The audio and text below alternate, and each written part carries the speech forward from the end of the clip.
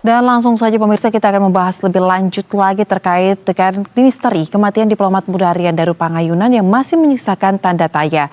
Sudah bergabung dengan kami melalui sambungan virtual ada pakar hukum pidana Universitas Jenderal Sudirman, Prof. Hipnu Nugroho. Halo, selamat sore Prof. Hipnu, apa kabar? Selamat sore Mbak, saya Baik. sehat. Baik Prof, kalau kita lihat ya konferensi pers dari pihak kepolisian dalam menyampaikan hasil penyelidikan kasus kematian diplomat muda ini cukup menarik. Mulai dari barang bukti yang ditampilkan hingga pemilihan redaksionalnya sendiri. Pertanyaan saya mungkin masih terkait dengan perkataan atau tanggapan dari keluarga yang mengungkapkan kekecewaan dan polisi menanggapinya.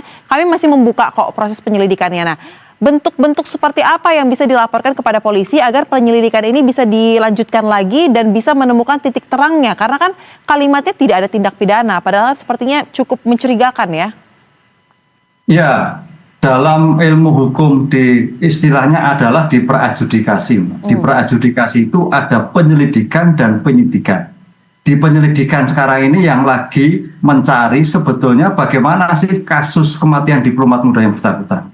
Nah, terminologi penyelidikan itu serangkaian tindakan penyelidik untuk menentukan suatu peristiwa pidana.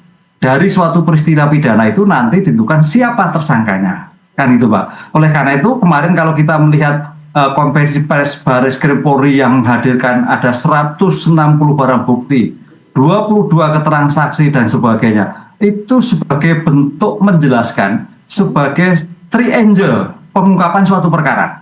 Jadi ada barang bukti, ada alat-alat bukti yang ditemukan. Nah, oleh karena itu kalau melihat kemarin sebagai bentuk belum ditemukan, ya karena memang menurut saya ada suatu bukti yang belum ditemukan itu ada ponsel korban, ponsel ya diplomat muda gitu. Itu yang bersangkutan karena itu akan menentukan sekali. Dan kalau dihitung persentase kemarin itu udah 70 lah, tinggal 30. Tapi 30 ini sangat menentukan sekali, kan gitu loh. Menentukan apa? Penyebab kematian. Karena kalau ketemu ponsel itu akan diketahui tentang hubungannya dengan siapa.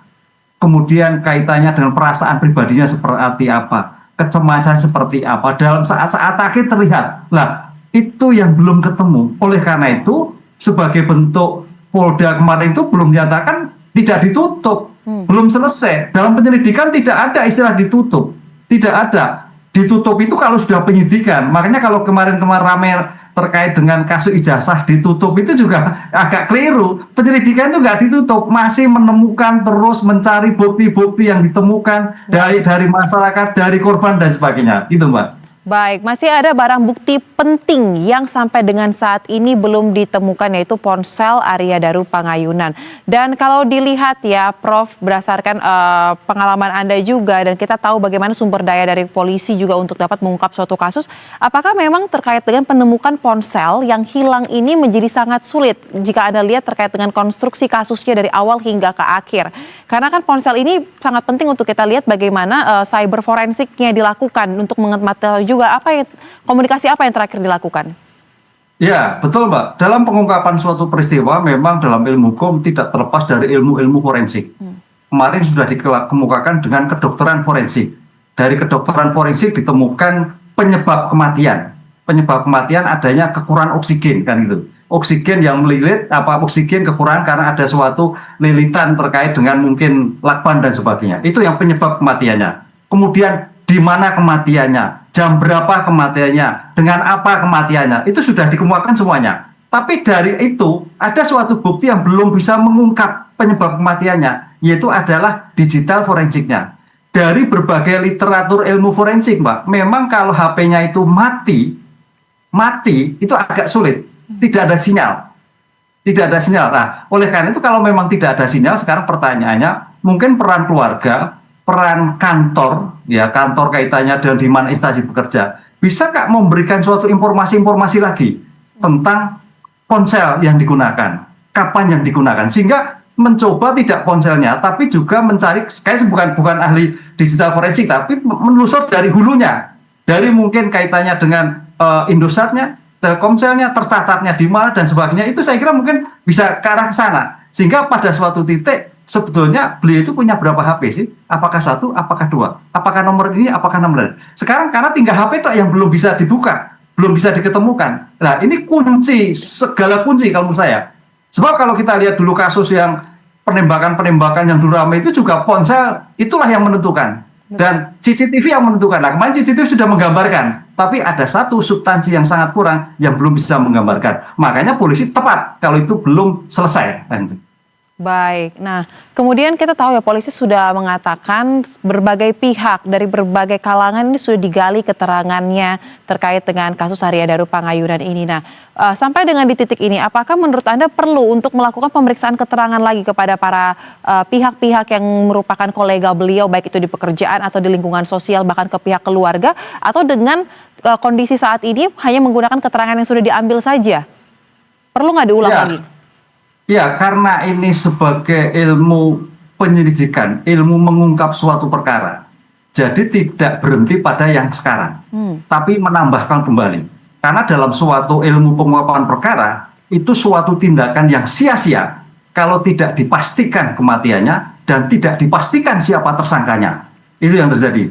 Sia-sia sekali. Oleh karena itu saya kira peran masyarakat, peran institusi di mana bekerja, peran keluarga, peran kolega yang bisa memberikan suatu kontribusi bukti yang valid untuk bisa menjelaskan pada polisi. Ini loh yang terjadi. Ini bukti yang mungkin bisa diungkap. Lah, itu saya kira Polri akan membuka.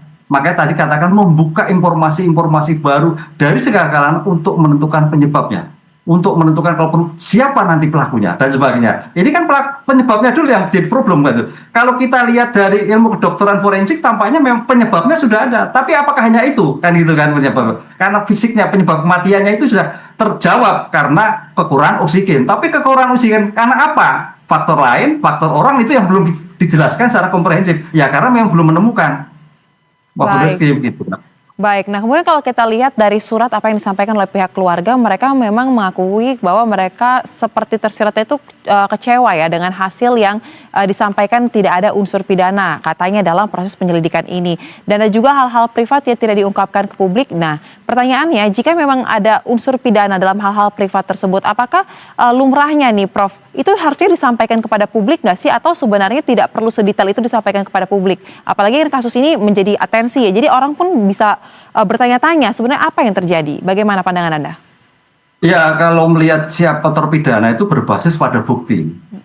Bukti-bukti itulah yang menentukan, menguruskan sebagai siapa tersangka.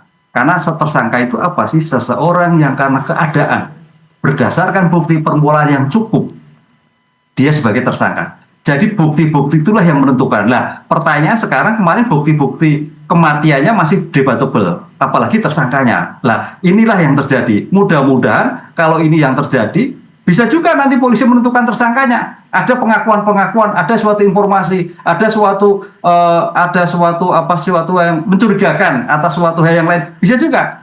Dari itu akan membuka penyebabnya kematian adalah faktor X. Bisa jadi. Karena banyak kasus yang terjadi kan kadang-kadang kalau kita lihat orang kematian, misalkan benar kematian itu ternyata orangnya dia itu melayat, mendoakan, mendoakan dan sebagainya, menangis bahkan dia malah sebagai pelakunya. Nah, disinilah yang juga muncul fenomena-fenomena sebagai bentuk alibi-alibi orang-orang yang ada kecurigaan itu saya kira perlu sekali untuk mengungkap seperti itu. Dan itu banyak terjadi, Pak. Alibi untuk seolah tidak terjadi bahwa dia sebagai pelakunya. Nah, ini menjadikan PR penting, tapi paling tidak ada bukti petunjuk mengarah siapa yang bersangkutan sehingga jangan sampai terjadi asas-asas menjustifikasi gitu. Baik, nah jadi menurut hemat Anda Prof, karena penyelidikan masih terus dibuka dan jika ada kejanggalan atau temuan-temuan baru pun polisi siap untuk dapat menelusurinya. Pertanyaan saya, hematnya Anda, kira-kira bagaimana polisi agar lebih efektif dalam melakukan penyelidikan ini ke depannya? Perlukah menggandeng pihak-pihak lain, apalagi ada barang bukti penting yang belum diketemukan, atau seperti apa kira-kira susunan langkah-langkahnya ke depannya menurut Anda? Ya, kalau seperti ini, kekuatannya sekarang adalah bagaimana menemukan ponselnya, sehingga menggandeng provider yang bersangkutan. Provider yang dipakai itu apa? Kan itu provider. Sehingga provider itu akan memberikan suatu akses, membuka informasi-informasi yang terjadi. Satu. Kedua, komunitas temannya. Itu juga saya kira penting. Kalau kita lihat mendengar baris kemarin baru 22 saksi. Komunitas temannya itu seperti apa? Teman dekatnya seperti apa? Nah itu saya kira juga perlu dilakukan karena kemarin kalau nggak salah saya hanya mendengar baru berbasis bukti, tapi komunitas teman-teman itu perlu digali lagi. Nah oleh karena itu dari berbagai sektor yang melebar tadi, Mbak, mudah-mudahan isi bisa memberikan jawaban kepada keluarga dan menjaga konsep hukum yang terjadi bahwa kematian ada faktor X atau tidak ada faktor X. Gitu. Baik, kita harapkan polisi dapat lebih terang benderang lagi dan lebih profesional lagi ke depannya dalam menyelidiki kasus ini karena sampai dengan saat ini memang bukti utamanya belum ditemukan, jadi masih menjadi tanda tanya sebenarnya, wajar masih dianggap sebagai suatu misteri. Terima kasih pakar hukum pidana Universitas Jenderal Sudirman Profesor Hipnu Nugroho telah berbagi pandangan dan analisanya bersama kami di Berita Satu Sore. Salam sehat, Prof.